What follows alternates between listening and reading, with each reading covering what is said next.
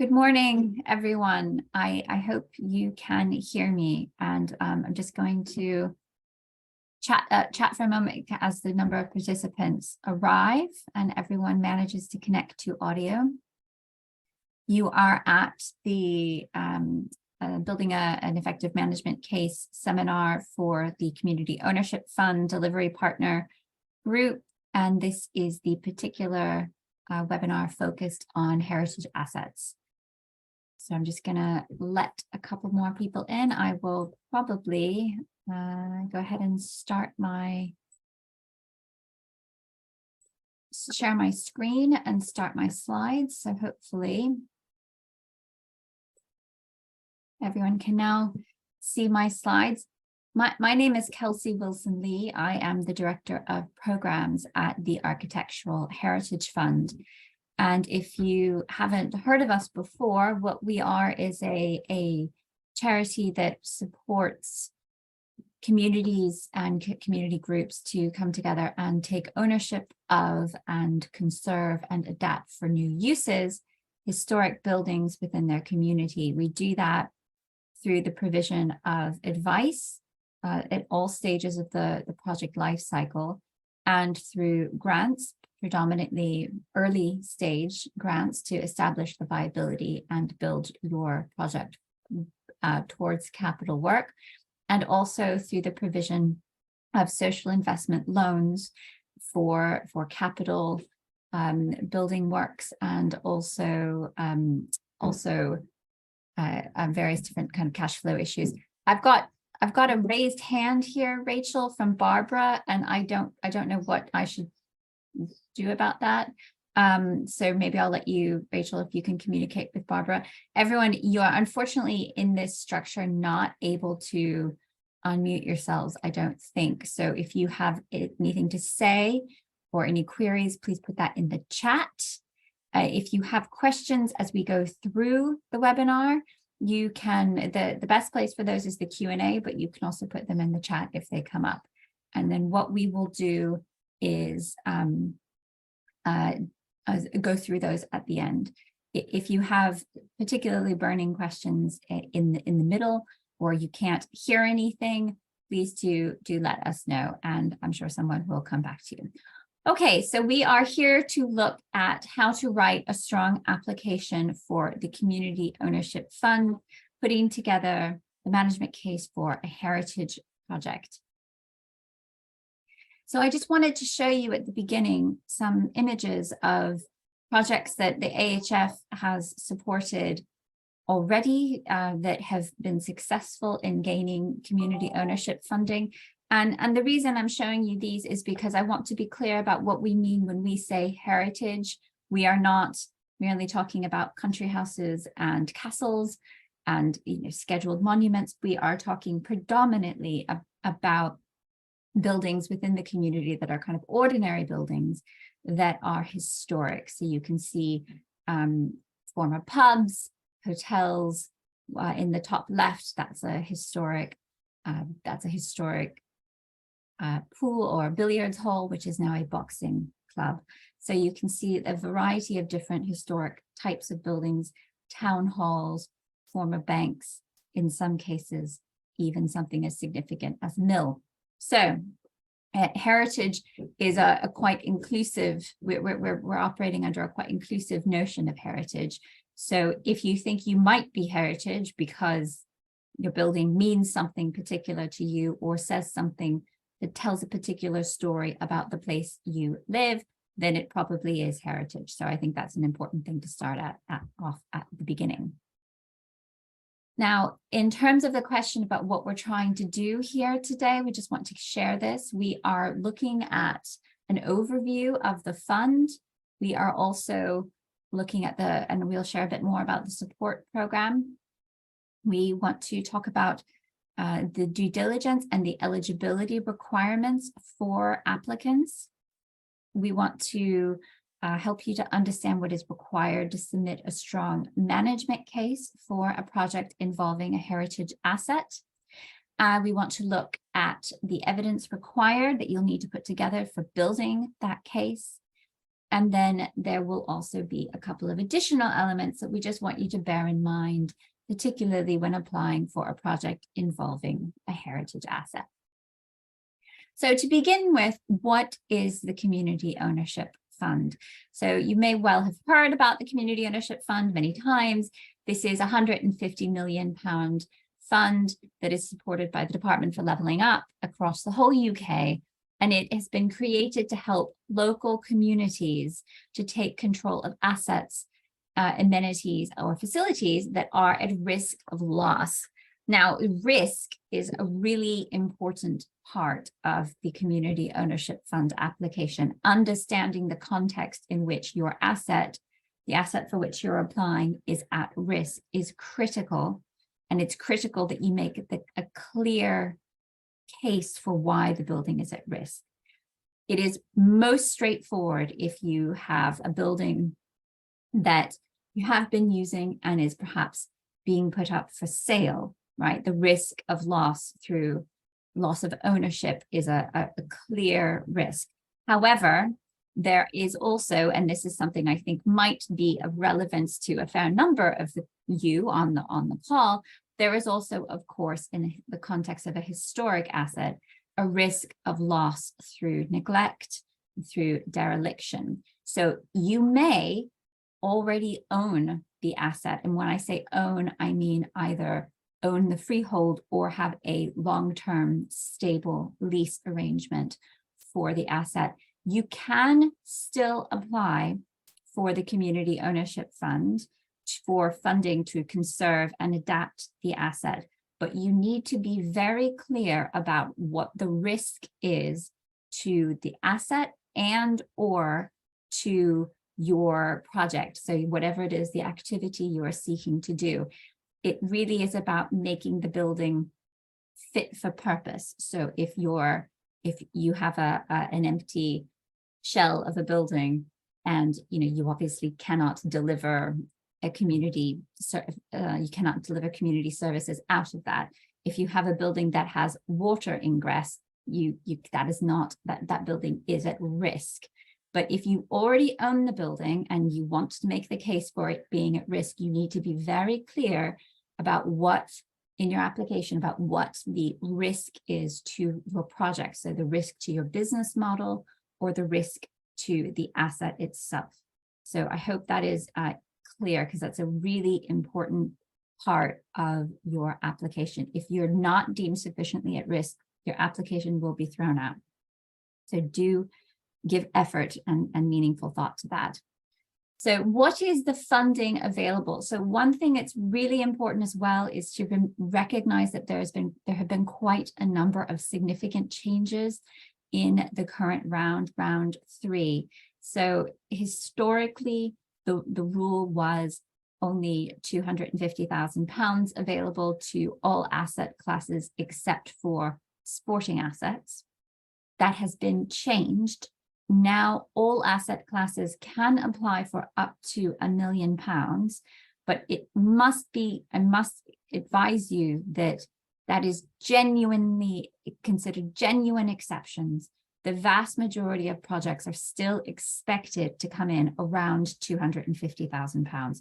So do give a lot of thought to whether, don't just automatically go in for a million, because you'll be less likely to be successful. Give a lot of thought to that. Another change is that, and this is a really important change, is that in previous rounds, community ownership funds had to be matched 1-to-1, so a 50% match. That was quite challenging for many organizations and assets to achieve, and they have the Department for Levelling Up have recognized that, and they have lowered the standard match to only 20%. Now, of course, you do still need for the Community Ownership Fund plus whatever you're able to match it with to add up to the amount of funding needed to make your asset sustainable. So that is important. You may still need to raise more than 20% if you require more money. But that is a very important thing. There is also again, a genuinely exceptional case, in some very particular cases, a group might be encouraged that they could even apply for only a 10% match, but that is something that you would find out once you're in the system. You cannot opt to take only a 10% match. You can only opt to take a 20% match. There is also some revenue funding available to help fund the project development costs. That's an important thing to recognize. Parish and town councils are now eligible to apply. That's a new eligibility type of organization. You can also now apply for energy efficiency upgrades to the asset, provided, once again, the risk category is fulfilled. So in that case, you can imagine if the existing energy requirements of the building are such that financially the model is not sustainable, given the high energy costs, you might be able to apply, at least in part, for some energy efficiency upgrades. So that's an important thing to note. They have also removed, Department of Leveling Up have removed the 2 application limit. So if you are unsuccessful, but you think that you're fundamentally eligible and you could put in a better application, there's nothing now to prevent you from doing that. In all cases, I would strongly encourage everyone to read the online prospectus, the round 3 prospectus. It is available on the Department for Leveling Up's website. If you Google Community Ownership Fund, or if you go to mycommunity.org.uk, you will find links to these things. There is a lot of information online. It is a bit much to read, but I do strongly encourage you to read through that. Now, the only way you can apply for the Community Ownership Fund is to apply for, submit an expression of interest through the website at the Department for Leveling Up. The expression of interest form is designed to check if you are, or you or your project, your organization and your project are fundamentally eligible. And if you are deemed to be eligible or likely eligible, you will then receive an application form.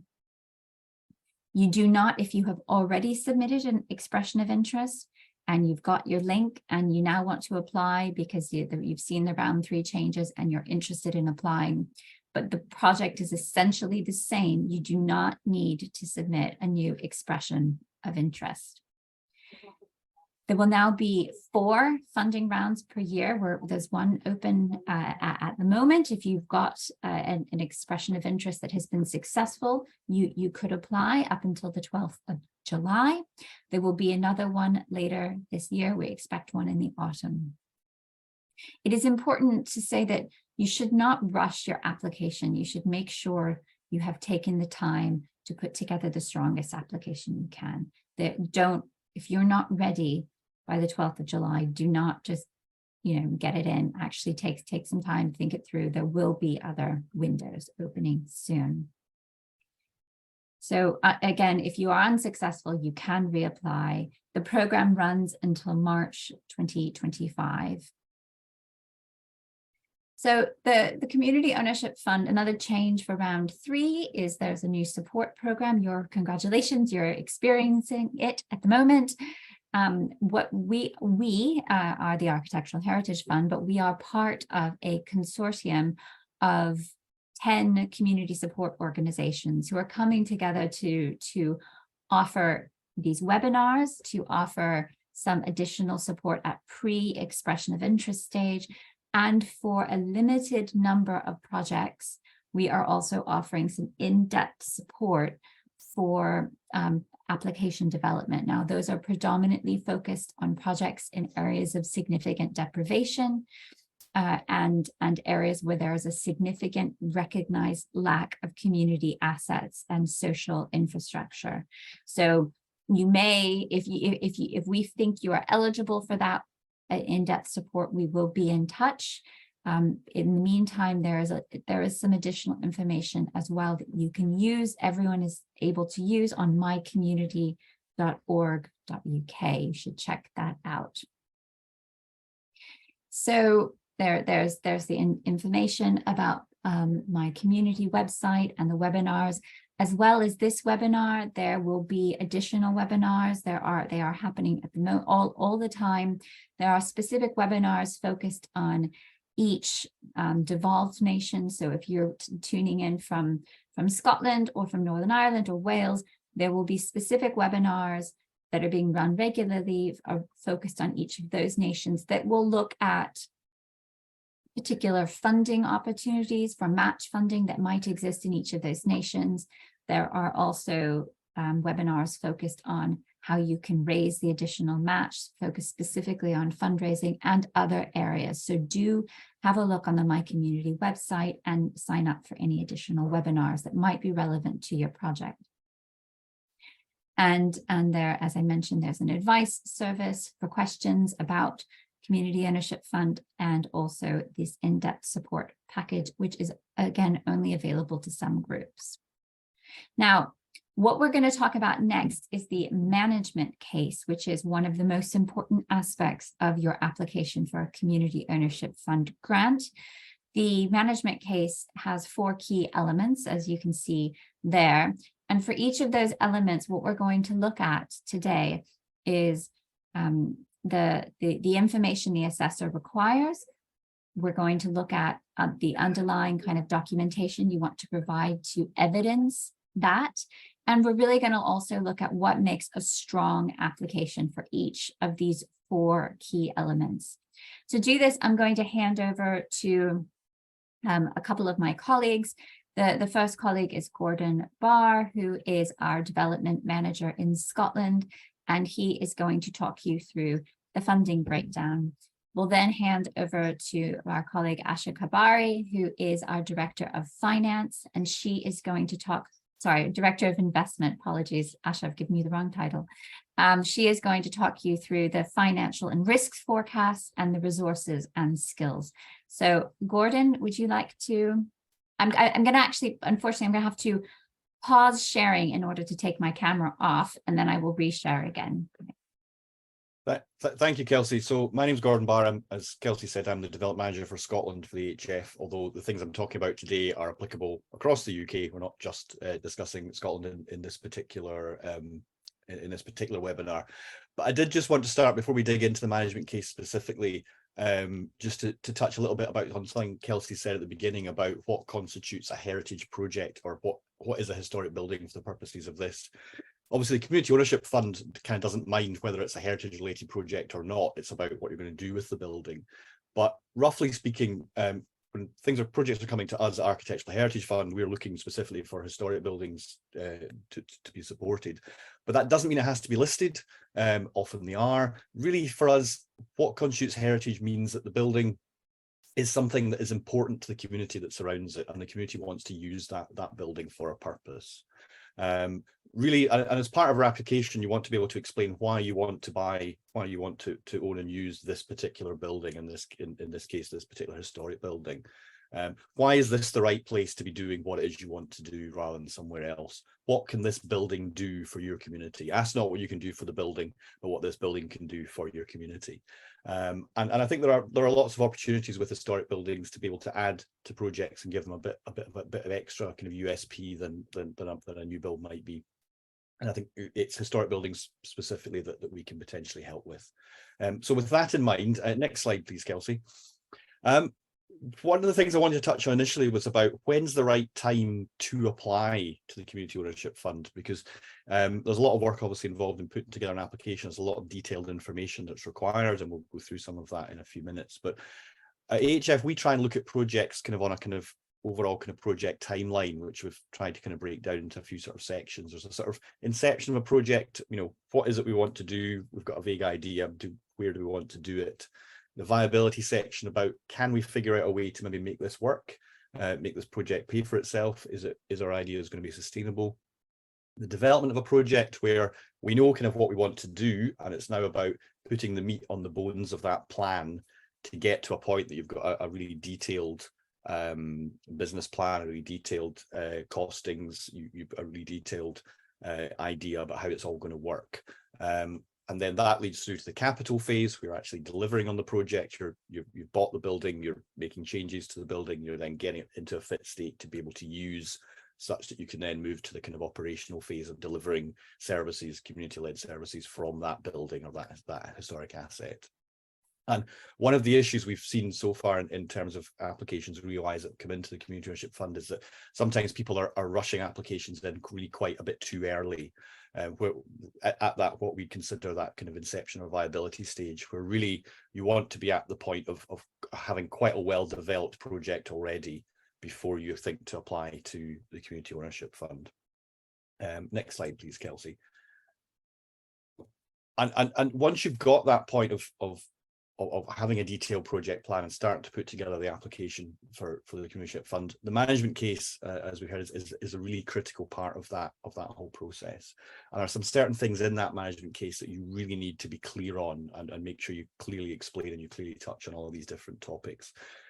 Kelsey already mentioned earlier, risk is a key factor. You've got to show why this building, why this asset is at risk if this project doesn't go ahead, if they choose not to fund you. What is that risk if something doesn't happen with this building and if your project is not able to move it forward with it? You need to make sure you've got the key permissions in place for the project. That talking about both planning permission and if it's a listed building consent as well. Bear in mind how long the planning process can take for projects. Particularly at the moment, some councils' planning is taking a lot longer than it used to. One of the things, and we'll hear a little bit more about this later, with the Community Ownership Fund funding is even if you get an offer of funding, there's a very constrained time period in which you're able to spend that money. So the more work you've done up front to make sure that if you get an offer, you're able to move swiftly to then spend that funding, the better. And it all comes back down to you having a clear understanding of the costs of your project. And that's both the cost of acquiring the building, if necessary, the cost of adapting or conserving it, and the cost of delivering the services from it. So you've really got to have spent that time and that energy doing the business planning, doing the financial modelling before you apply, because you've got to, you're making a case to the Community Ownership Fund that if you give us this funding to do the work, it will then be a sustainable project in the long term. And being clear that you've looked at the risks of the project, where are there likely pitfalls, including the kind of costs of conservation work to a historic building. You've also got to show that you're a safe pair of hands to deliver the project, particularly if you're a new organisation or a small charity. Do you have the capacity to deliver the project? Do you have the right team in place? Who are the architect team, who are the professional team that you've got in place to do the work and to deliver that? How have you gone about that process of engaging them? And very crucial, well, everything is crucial, but also crucial is showing that community engagement you've done. What's the evidence base that the community is behind you and what you want to do? What's the evidence base about the need that this project is going to meet if it's funded and if you're able to deliver it? Those are some of the kind of key areas. And next slide, please, Kelsey. And a couple of things to bear in mind with the actual application process and kind of technical things. The application is an application that once you've completed that application and submitted it, that's what you're going to be judged on. There's no opportunity for the department to come back and ask you further questions or to clarify particular points. Your application will be judged purely on what you submit through the formal application process. So take the time to do it right. And there are a limited number of attachments you're able to do to the form. So think about the evidence base that you're providing along with the application. Think about examples of, for example, to help illustrate the arguments you're making. What other things can you compare your project to? What else has been done elsewhere? What's been successful? Where are the issues? What evidence do you have that what you want to do is deliverable, is realistic, and is going to make a difference in that community? Get someone else to read over your application before you submit it, someone that doesn't know your project well. It's really easy to assume that what you want to do is clear and obvious because you're living in your project, you're living in your community, you know the needs, but being able to make sure that someone who doesn't have that context, who doesn't have that background, is able to look at the information you're giving them and go, yes, I get it. I understand what they're trying to do. I understand why they're trying to do it. This makes sense to me. There's a lot of information on the website and guidance about the assessment criteria, how they will look at the application, how they'll score it in detail. Next slide, please, Kelsey. And we're not going to go through that in detail here, but just that the way different elements of that management case will be looked at in slightly different ways. Different elements are weighted slightly differently when they're doing the scoring assessment. And what's really interesting looking at that breakdown is where the kind of big emphasis is. And one of those really big emphasis is on financial risk and forecast. You've really got to be showing that you've thought through your business plan, you understand how it's going to pay for itself and how the cash flow is going to work going forward, which my colleague Asha will be touching on in a few minutes. Again, this is details are on the website, but I think it's just interesting seeing those sort of headings, that there's the strategic case about the community use, what are the community benefits, what engagement have you done? Obviously, environmental sustainability is a factor as well. And then also on the management side, that funding breakdown, what are the different elements that are need to be paid for? I'll come back to that in a second. The financial risk, skills and resources, again, who's actually going to be doing it? Who in your organization is delivering it? Do you have the skills to actually do this? And the representation, inclusiveness and integration relating to the project, which we'll come back to towards the end as well. Next slide, please, Kelsey. Avoiding problems later. Again, once it's in, it's in. You can't make changes once it's been submitted. A couple of other technical points here to bear in mind is that you can't put a claim in for any funds, for any work that you've done prior to submitting an application. So if you start some work and get some invoices, and then you can't then charge those invoices or include those invoices in the money you're asking for the community ownership fund from. If you're successful, the department will want to be taking a legal charge on the building. That means that they would have first dibs on it, if you like. If something goes wrong, that they would have a control over the building if there was a problem. Get legal advice about that. Other funders you're talking to may also be looking for charges. If you're talking to the lottery or other funders, that's somewhere where you want to get legal advice about how those charges might need to be ranked, and there's costs involved in that you need to build into your case as well. Anything you're planning to spend COF money on is subject to the procurement rules, which again the website goes into a lot of detail. Very roughly, if your contract's under about 2,500, you can award it directly. Anything more than that, you have to start to get multiple quotes. Beyond a certain level, then a formal tendering process is required. So make very sure that you understand for different elements of what you're looking to get paid for, that the right tendering process has been followed. And the last couple of points here sound fairly obvious. You know, if there's currently any legal action against your organization, or if any of your directors of the organization are formally disqualified, you probably want to make sure you know about that. This has actually been a couple of things that have caught out a couple of applications that have been through the process so far, which is why they've been pulled out, which is if any of these things are true for you, make sure you either know about it, are honest about it up front, or try and resolve those situations before you apply for the best chance of success. These are legitimate things that have caused issues with projects in earlier rounds. Next slide, please, Kelsey. Just as a couple of kind of making sure we're all on the same page things here in terms of some of the glossary of terms we'll be talking about as we go into the more financial details. If we're talking about the asset, we're talking about, in this case, the historic building or the property that you're either going to acquire, refurbish, or acquire and refurbish or restore. Capital funding is to do with the money to actually buy, refurbish, or work on, physically do works in the building. Revenue funding is more about the income and expenditure to run the asset, staff costs, and so on. You might hear us talk about contingency, which is building in a bit of extra funding to allow for unexpected costs and cost increases, which sadly are all the rage at the moment for various reasons. The cash flow is how much money is going in and how much money is coming out of your bank account at any particular time. Cash flow is really important in a capital project, because even if you've got grant funding aligned, you've got to bear in mind that things like the community ownership fund and a lot of grant funders will only pay in arrears, i.e. after you've spent the money. So you have to spend the money and then claim it back. So being aware of how you're going to finance that spending the money is really important, which is where the liquidity comes in. Next slide, please. And one of the key parts of that application to the community ownership fund is the breakdown of the funding. It's not just we want X amount of money, it's about we want X amount of money to do these different things specifically. How much is it going to cost to acquire the asset? How much is adapting or conserving or restoring the building going to cost? What's the match funding? Where is it coming from? How much of that is secured? And they're going to want a lot of detail in each of those things. So I'm just going to go into each of those headings a little bit more detail briefly. Acquiring the asset. So this is basically how much is it going to cost for you to get the building you want to use. What is the sale price? What are the terms of transfer? They're going to want, if you're being asked to contribute towards the cost of buying the building, then you're going to need to include independent valuation for the building. It's not enough to say the building is up for sale for £10 million. You're going to have to say we've had it legally valued and it's actually, we think it's worth X, and therefore that's the basis that we're making an offer on the building for. By the time you come to apply to the COF, you should have an agreement in place to sell or transfer the asset. Something, just a kind of verbal agreement isn't enough. You need something in writing to say, yes, we will give you or sell you this building. And being very clear, again, what the timescales are for acquisition. If there are issues or potential issues about you acquiring the building, that could really upset the application on 2 points. First of all, as I say, if you're successful in getting an offer, then there's a very strict timescale in which you can spend the funding.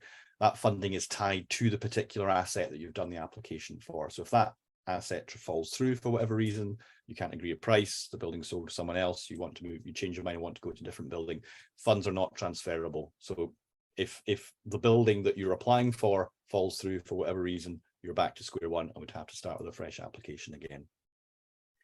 If you're looking at a community asset transfer or similar process with dealing with a local authority owned asset or publicly owned asset, then be very clear that you understand the timescales of that process. Because again, a bit like with planning, these things can and do take longer than they are intended to do. And these sorts of things, legal issues can really hold up the whole process, which can increase the risk of the whole project. Next slide, please. The costs of conserving or adapting the asset. Again, it's about what do you need to do to make the building fit for purpose, to be able to start using it. That can include and should include things, particularly for a historic building, a condition survey. You need to understand what the condition of the building is now, what are the costs involved in being able to show the costs involved in making it fit for purpose, fit for the uses that you envisioned, that you can then use it to benefit your community. You're going to need detailed costings. You'll have to have got a QS, a quantity surveyor involved. You need to explain again who your professional team are, who are your architects. You need to show if it's a historic building, if it's listed, that, as I said, you've been through that listed building consent process. A lot of funders who are doing listed buildings, and certainly national funders like Historic Environment Scotland or Historic England, will want you to see that your architects are professionally accredited in conservation to be able to qualify for some of that funding. What are the milestones? What are the timetable for completing that building work? And once the work is done, the building's up and running, how are you planning to manage the building? Is it going to be volunteer led? Are you going to hire staff? What's the set of skills you're going to need to actually manage the building and run it in the long term? Show that you've got an asset management plan in place, maintenance plan for the building in the long term. Again, this funding should be looked at as a one and done. You get the money to buy the building and to make it fit for purpose and start using it. And the best way to get that is to show that once you've done that one-off funding, that the project will be financially self-sustaining in the long term. Another slide, next slide, please. So that breakdown of funding again is all about the capital funding. What's the costs? What's the conservation costs or adaptation costs? Include some contingency. There is a facility to include some revenue funding. Again, think about how that's going to be used. You need to specify what that revenue funding would be used for. That could be towards like a staff member or to build the capacity of the organization. Think about how that's going to be project managing the project, or helping to kickstart activity in the building once you're up and running, or doing things while the capital project's underway. Build into the application. You need to be clear about what that total amount of funding is you're asking for, both the capital and the revenue together. And you then need to say, how does this COF funding fit into your overall funding picture? It's very unlikely that, and indeed you're not going to be able to fund the project entirely through COF funding. So you need to say, where is the rest of the money coming from? What are the timescales for that other funding? How much of that other funding is secured? If it's not secured, when will you find out about it? Because again, it's no use getting the COF funding if half your money is going to come from somewhere else and you're not going to find out about that for another 2 years, and that COF funding isn't going to match the timescales and the timetables. That just isn't going to match up. So in terms of that funding breakdown, and this is my last slide before I hand over to my colleague Asher to talk about the risk and financial forecasting. Again, what are the full costs of the project? Be very clear about where those costs have come from and how you've worked them out. be clear that there's no issues with the eligibility in terms of your organisation and the type of building and the timetable, and the project plan is very clear about the milestones and the timetabling of what's going to happen when, and how the community ownership fund monies would fit into that timetable, allowing for your cash flow. And if you are including a request for revenue funding, that you have to be clear what that is going to be for, showing your business, how that relates to your business plan, where that money is needed to have the biggest impact that then enables the bigger project to happen. And it's all about securing the future of the asset for the long term. But this money is one and done. You want it to, the case you want to make with your funding application and your forecasting is that if you get it, then everything will be able to run self-sustainably, ideally for the long term. Now I'm going to hand over to my colleague Asha for the next slide and start talking about the financial and sort of risk forecasting as well. Thanks. Thanks, Gordon. Hi, everyone. So I think in terms of, I think there's the next slide, Kelsey, maybe.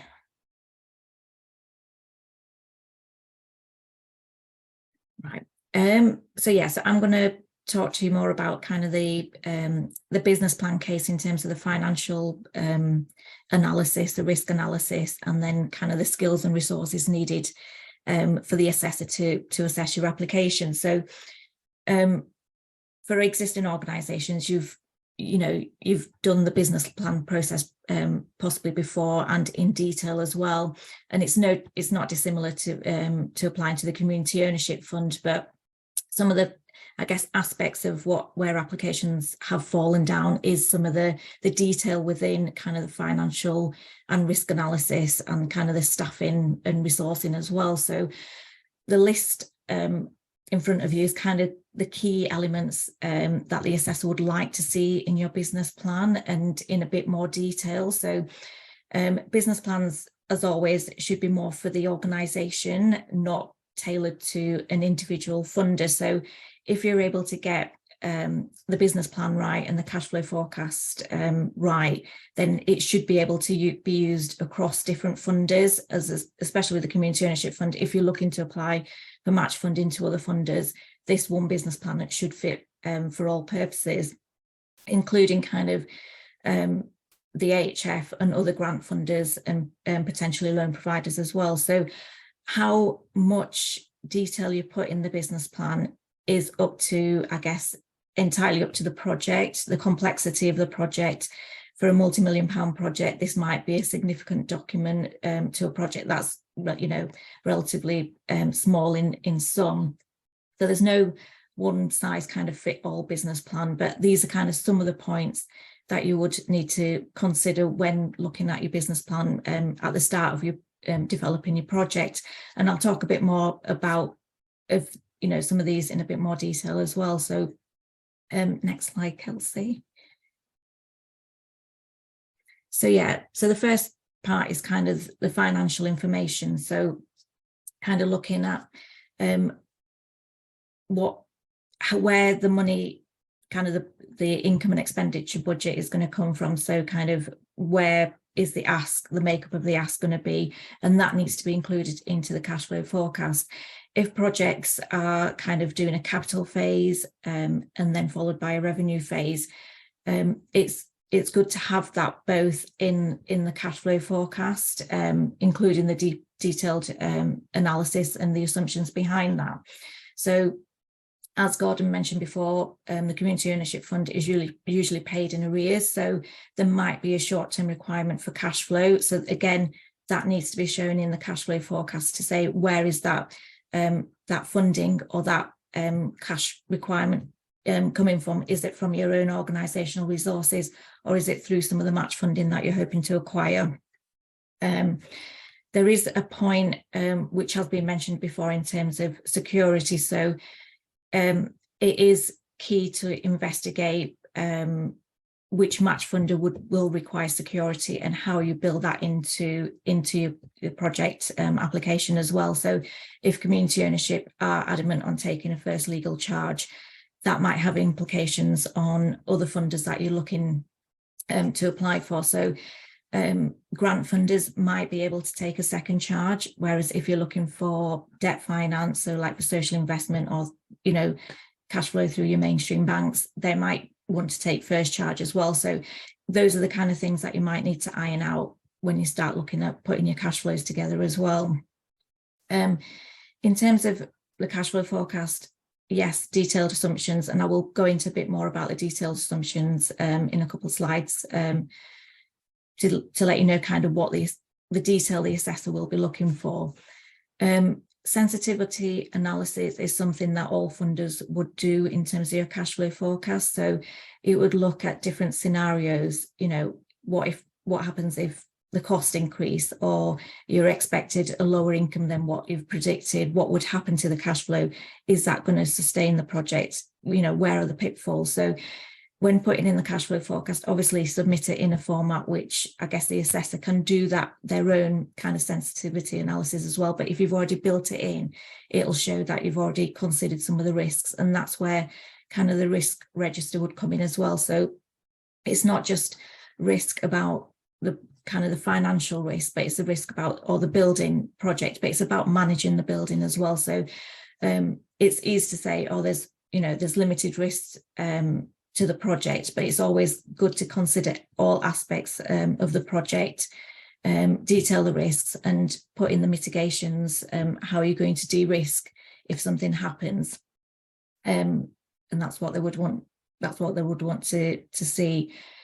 In terms of kind of some of the underpinning evidence, is kind of the feasibility of kind of the building, the income streams, kind of the operational plan. So within the business plan, you know, you would look to see how is that building going to be operated, what are the opening hours, is there any staffing requirements, maintenance, etc. And the key thing is, and also with the assumptions, is your kind of market analysis, the needs analysis. So, you know, who are your customers going to be, where's the market, and who are your competitors as well. So when you're looking at pricing as well, so if they are competitors, are you competitive, you know, your pricing competitive with other competitors, and looking at the customers and the markets. If you're looking to develop a similar revenue stream, which is in a building next door or a building down the street, you know, how is that going to impact on your project as well? Next slide, Kelsey. So yeah, so this is kind of an example of how a detailed assumption on the income stream should be set out, whether within the cash flow forecast or within the business plan itself. And usually, because there's limited documents you can upload for your community ownership fund application, this kind of information would be key probably to put into your business plan, or probably advise. So in terms of kind of the income budget assumptions, so these are some of the examples.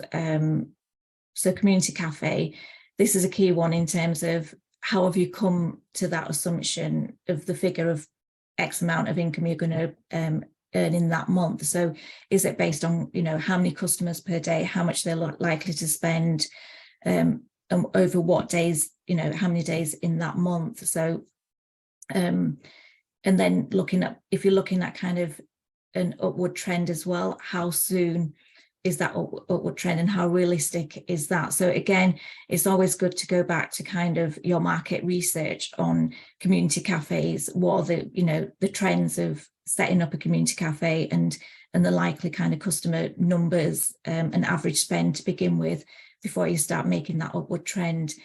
Similarly with room hire and managed workspace, again, it's looking at kind of the need and the demand in the area as well, and what is your offering similar to other offerings, and looking at the pricing with that as well. And yeah, so it's kind of, even with kind of funding income, looking at how, if you've secured grant funding, again, are they paid in quarterly, are they paid monthly, are they paid in arrears? So having to build that into the cash flow forecast. So that's quite key to see how the I guess the end balance is going to work with that. And then similarly with the expenditure budget assumptions as well.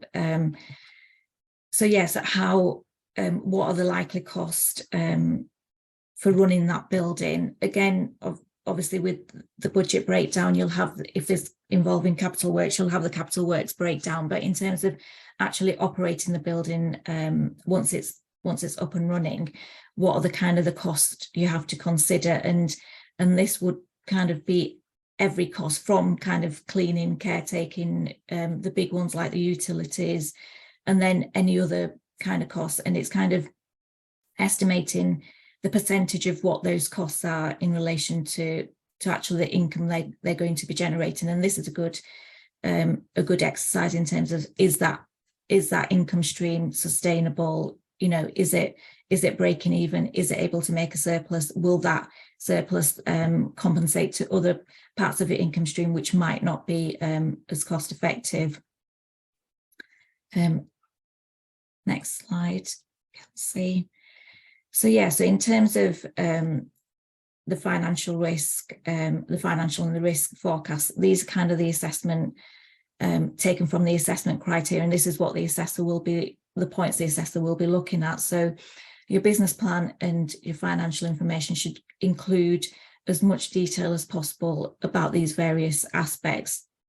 It needs to be clear, and especially in terms of financial sustainability, because this is, I guess, one of the key areas that the assessors do look for, is that, yes, you'll be awarded the grant monies to acquire the building or to secure the building and to start operating from, but is that business model then going to be viable and sustainable thereafter? So it's kind of being as honest and open about kind of the risks and the mitigations of that, and the assumptions. The assumptions are a real key element of the assessor's point of view.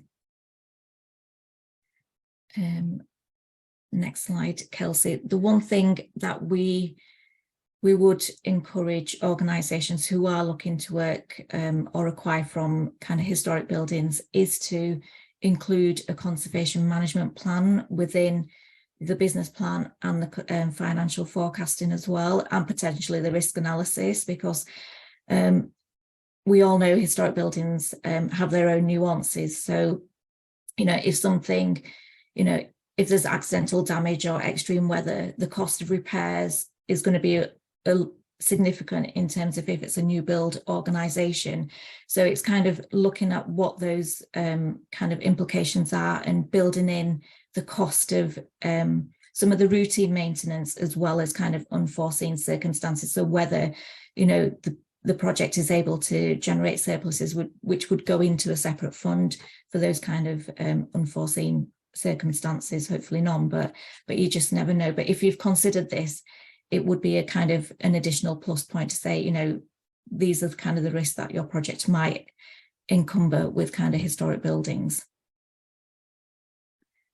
And then kind of looking on to the kind of the skills and resources. So Gordon's kind of mentioned this already briefly as well, but this is something that the assessors will looking at in detail as well, in terms of the relevant experience of your current organisation in terms of delivering the project. So the project might go in various stages. So do you have the right people at various elements of the project stage? So if you're looking at acquiring a building, making adaptations, do you have particular people, either key role people or members of the board or your kind of professional team, looking at that at the beginning, being able to advise you? But then once the building is operational, it's not necessary that the people who have helped you get to that point are the right people to then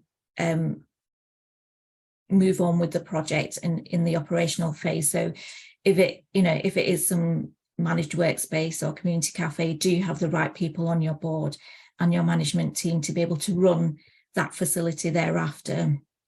So these are the kind of things that you would need to kind of consider, and looking at the roles within the organisation now, and just being able to kind of identify where there might be kind of weaknesses and how you would then look to kind of improve that as your project went along. The organisation also kind of needs to ensure that the governance arrangements and membership structures. So if your organisation is part of a larger organisation or you're a subsidiary, I guess it's just making sure that you're clear within the business plan where you fit within that structure, what your roles are in managing that building as well, and taking ownership of it. So these are kind of things that you would need to include, because there is a lot of importance given on kind of the skills and experience of the board and the staff team or the volunteer team when putting in your application. Next slide, Kelsey.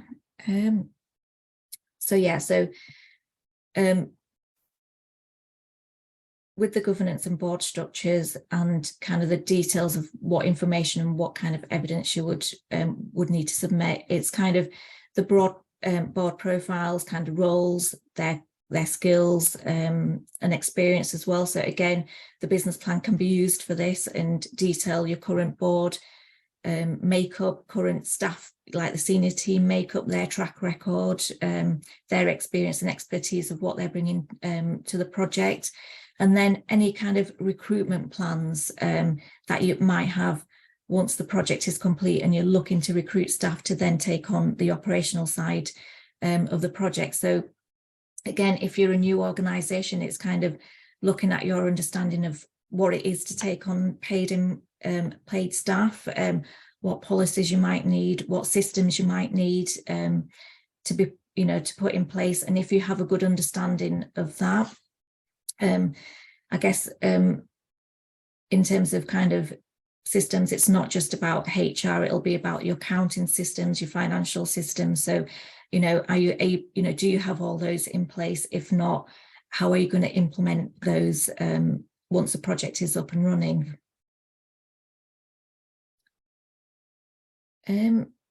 So this is kind of just to summarize some of the points that the assessor will be looking at and in detail. And with the financial analysis, the skills and resources is a strong element of their kind of assessment scoring matrix as well. So there needs to be a strong awareness of what management requirements are going to be for the project, track records.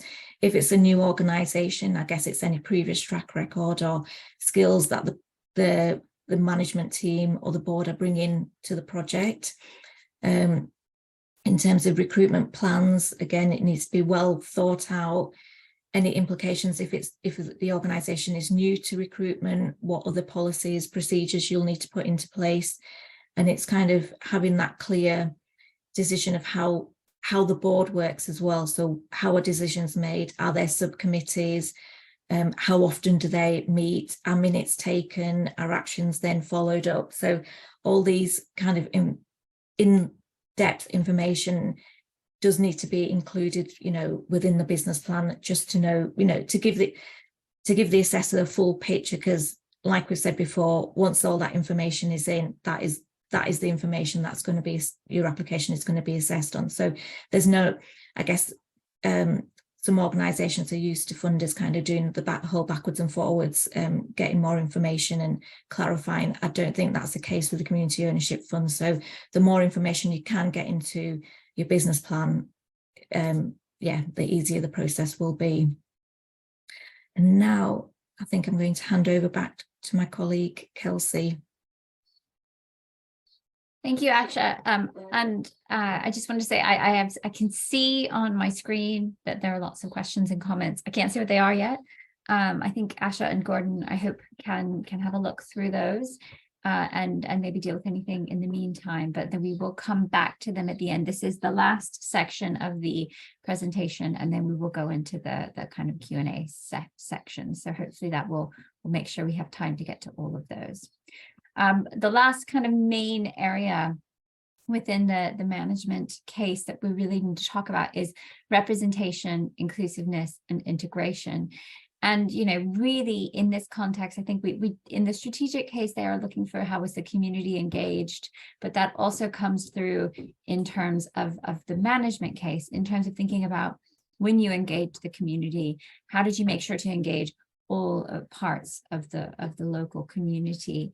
And how did you ask them what they thought the asset should become?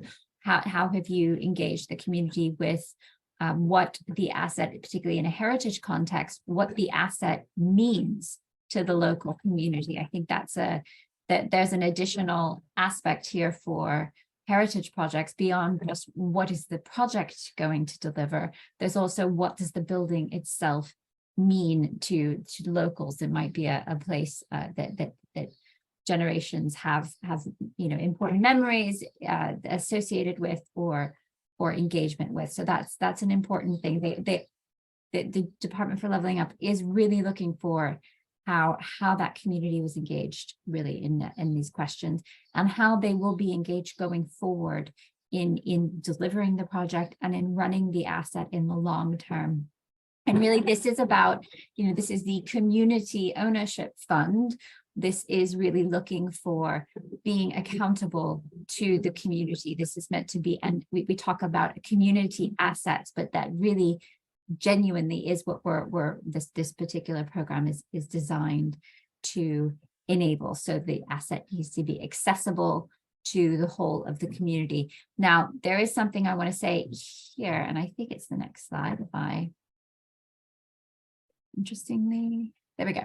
A brief word about community. So community is a really challenging word in some ways, because we can all think we mean the same thing and have a conversation about community and then actually realize that we were assuming slightly different meanings. So lots of projects, wonderful projects, might be targeting a community of interest. What is a community of interest?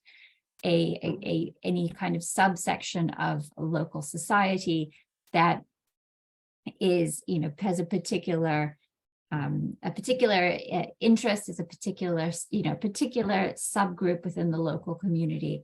And then there's the community, meaning a kind of small geographic body of people who live in a certain area. Now, the community ownership fund is not the case that you are ineligible if you are trying to deliver a project that is going to focus and benefit a community of interest. But all projects will be assessed on the way that they engage the local geographic community as well. So you might be a project that is particularly focused on delivering an asset for a group of let's imagine a group of women who like to sew, quilt, right? And you might say this is going to create a new quilting center, and that we have a strong community locally of quilters. And that is fine, you can apply, but you also need to explain how you are engaging the broader local community who are not quilters. How is the local community, either, school children, locals, are there special areas within your building that will be hireable by the local community more broadly? You need to make sure that comes out in the application, because even if you're a community of interest, you are still expected to be delivering an asset for the broad local community. That's really important.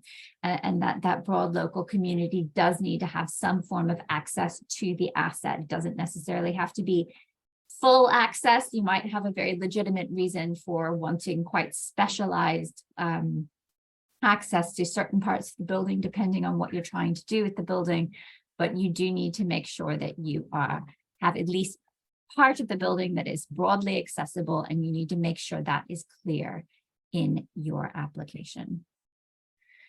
So in terms of representation and inclusiveness and integration, some of the additional elements that are required are, you do need to have a diversity, equity, and inclusion policy. And that does need to be, not a policy that's kind of, tacked on to what you do. It does need to be something that is fully integrated into all of the activity your project and organization delivers. And it really needs to be fully kind of embedded in how you intend to manage the asset in the long term. You do want some evidence on, how have you, your board and your membership, how is that representative of the local community? We are looking for, local people who can represent the local community to be on that board. We recognize that that can be, in some cases, challenging to align with the, the skills requirements that we have also, that Asha was just talking about, but that is what is required to have a successful community ownership fund project. You need as well to recognize and identify any barriers that might exist already for broadly the local community engaging engaging with your asset, and think through how you are seeking to tackle that to make sure that the asset and the benefit of the asset are as accessible to the community as possible. So again, we want that information on evidence about accountability to the local community, examples about how your organization is rooted within the community and how you engage the community, how you intend to engage the community in managing the asset, in looking after it in the long term. The Department for Leveling Up wants to see, membership structure that doesn't have barriers. So how are you proactively seeking to ensure that your asset and full engagement with it is accessible to people within the local area? All right, final couple of slides. The top tips really do research. I mean, this can't be said more than enough times. So really, you do need to look around, find other organizations, other assets within your area or within areas that are analogous to yours that are already delivering what you hope to deliver successfully. Use that, learn about what they've done, and back it up clearly, and you can make sure all of your assumptions are clearly described in the way that Asha was explaining earlier.